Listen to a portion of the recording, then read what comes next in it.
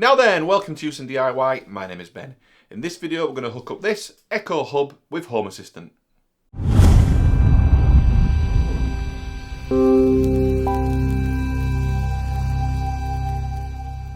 Okay, so we've been using the Amazon Echo Hub now for a couple of weeks, maybe even less than a couple of weeks.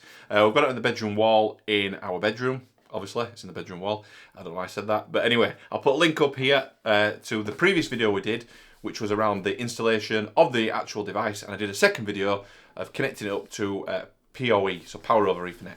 So this third video on this subject is basically we're going to use this to demonstrate or show or use the Home Assistant dashboard. So Home Assistant is an all-in-one open source solution where you can bring multiple smart home devices, technologies all into one place and control them locally on your network. So I do have a Home Assistant instance that I do use, and I do have connected to all my devices. I've done previous videos on that as well, which I'll link up here too. So I've used Home Assistant now for a number of years, and I know there's been some comments around the Amazon Echo Hub around Amazon and privacy and all that stuff. Obviously that is everyone's got their own opinion and their own privacy requirements and privacy decisions around their data. Some people don't want to use Amazon. I have used Amazon Echo devices, all kinds of stuff, and I've got it linked into my Amazon account, and I use Home Assistant and Amazon side by side just to get the best possible thing for me, basically. I know people won't agree with using Amazon from a data and privacy perspective, and I totally understand and appreciate and respect that decision. It's just, I use Amazon for multiple things. Whether that's right or wrong is a big argument, which I'm not going to go through on this video. So all I want to do on this video really is show you how you can use the Home Assistant dashboard, or the Home Assistant web interface, sorry, directly on this. So previously I've used the Amazon Echo Show 15. So we use that more of a media device in the kitchen, watching YouTube videos, a little bit of smart home control, and I was going to use it for more smart home control, but Amazon previously on that device is pretty rubbish. So basically I was looking at ways of controlling my Home Assistant control from that Amazon device previously, and the major problem you've got, there is a browser built into the device, and the same with this one, but what happens is it will disappear. So the web browser will close itself down and will go back to the main Amazon screen. Now there is a workaround for this, which I will link to below, give credit to. Someone has come up with a little bit of scripting or a little bit of code to add into your web browser or your web application to keep that web application open at all times. Basically what it is doing is playing an audio file, a silent audio file, in the background, which will keep the actual dashboard or any web application you're using open at all times until you close it. So what we'll do, first of all, we'll jump over into the bedroom, to the bedroom wall. We'll get the Amazon Echo Hub on, and I'll show you the Home Assistant dashboard or Home Assistant web interface on there. And then we'll test out the actual script on the Home Assistant to see if we can keep that screen open at all times. So let's jump into the bedroom. That sounded wrong. We'll jump over into the bedroom. We'll have a look at the Amazon Echo Hub and see if we can get it working. Okay, here we are with the panel on the wall in the bedroom. So from the previous video I've been doing a couple of tweaks to the actual Amazon Echo Hub dashboard, which I'll bring the camera in a moment and I'll show you a couple of bits that I've been doing.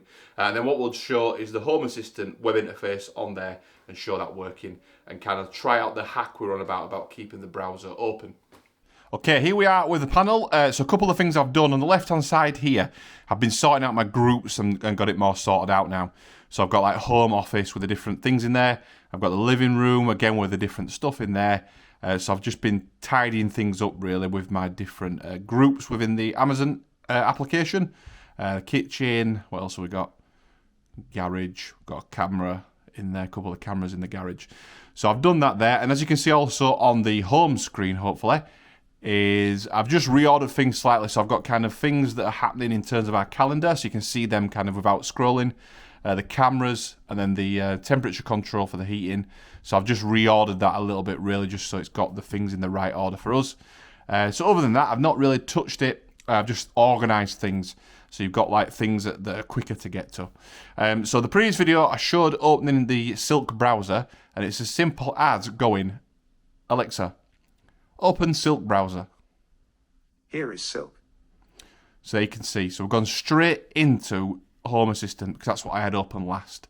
So I've gone straight into the Silk browser. I've got my Home Assistant web interface there. So if I go on Overview, that's everything I can control on Home Assistant. So you can see you've got full control there, full touch control. Looks quite good. And then I've got my dashboard that I created called Houston.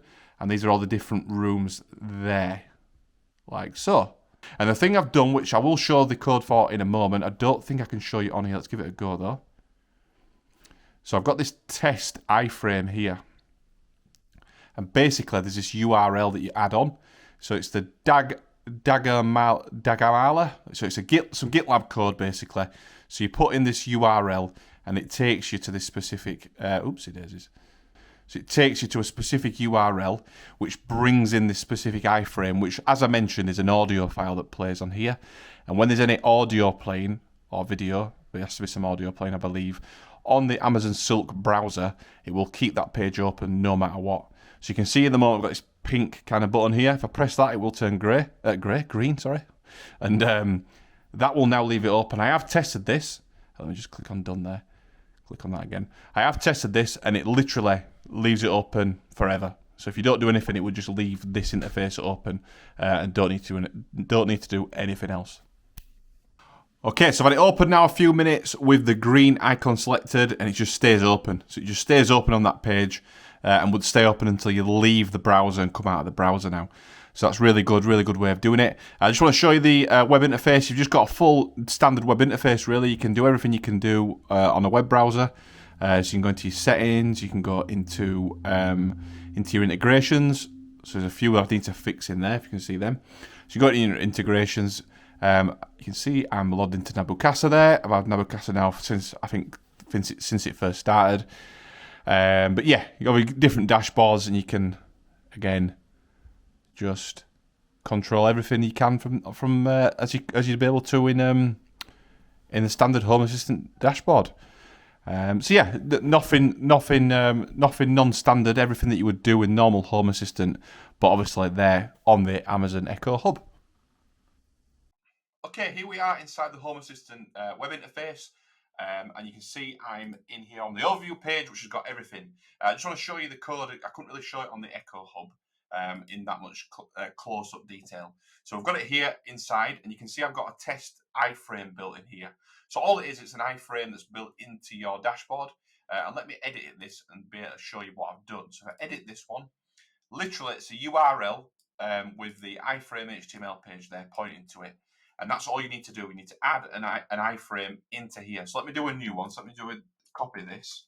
So copy the URL, which is available on the linked GitLab page. So I'll link that below in the video. So if I add a card, and if I just search for an iframe, then literally put test 2, pop in the URL that's included, hit save. And that's it. It's another one there. I've done 2, obviously, there. You can add it in on any page. If I click on it there, you'll see it turns green. And that would, on one of the Silk browser, on the Echo Show, any of the Echo Show, would keep that page open. So you could have this hidden on any page as an iframe that you want it doing, not just on Home Assistant, but anywhere. But it will keep that Silk browser open. So that just shows it, in a little bit more detail close up. And again, I'll link below in the description across that GitLab page where all the details are there on how to do it. Okay, all done there now with the Home Assistant web interface on the Amazon Echo Hub. Just a quick demonstration just to show you it working basically with that little bit of code on the iframe added into the Home Assistant dashboard. So I'll put links below to the GitLab location where you can do that. There's a user guide in there showing you how to do it, so I won't step through that. It's really simple, quite intuitive to do. Giving you a few different options for a few different examples. And it's not just for Home Assistant either. You can use it on any kind of website. If you built your own dashboard for another service, you can input that iframe or the code or anything, or certain parts of it into your web page, and it'll do the same thing. It'll keep your web page open. So you can use that on any of the Echo Shows, Echo Hub, Echo Show 8, the Echo Show 15. You can use it as long as it's got the Amazon Silk browser. That will work. Basically keeping Silk awake, the Amazon Silk browser awake. So hopefully that's given you a good insight into using Home Assistant on the Echo Hub and other Echo devices.